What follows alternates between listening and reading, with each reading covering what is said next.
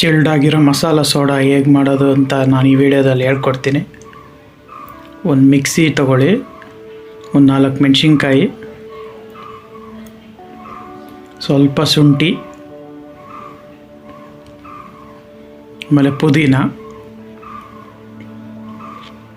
ಕೊತ್ತಂಬರಿ ಸೊಪ್ಪು, ಇದೆಲ್ಲನೂ ನೋಡಿ ಈ ಥರ ಪೇಸ್ಟ್ ಮಾಡ್ಕೊಳ್ಳಿ. ಈಗ 2 ಗ್ಲಾಸ್ ತಗೊಳ್ಳಿ, ಸ್ವಲ್ಪ ಉಪ್ಪು ಹಾಕ್ಕೊಳ್ಳಿ ಎರಡಕ್ಕೂ. ನೋಡಿ ಈಗ ರುಬ್ಬಿರೋ ಮಸಾಲನ ಹಾಕಿ,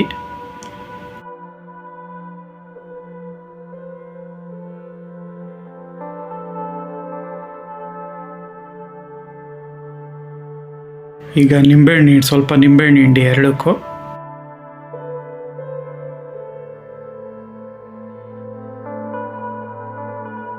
ಈಗ ಸೋಡಾ ಹಾಕಿ ಅದಕ್ಕೆ.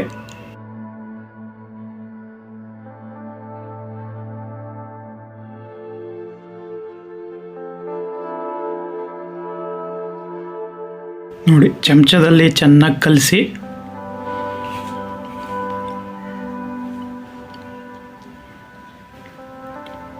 ಡೆಕೋರೇಷನ್ಗೆ ಸ್ವಲ್ಪ ಪುದೀನ ಸೊಪ್ಪು,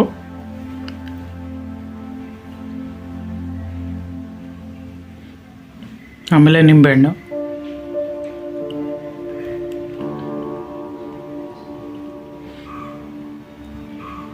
ನೋಡಿ ರುಚಿಕರವಾದ ಮಸಾಲ ಸೋಡಾ ರೆಡಿಯಾಗಿದೆ. ನೀವು ಮಾಡಿ ಹೇಗಿದೆ ಅಂತ ಕಮೆಂಟ್ ಬಾಕ್ಸಲ್ಲಿ ತಿಳಿಸಿ.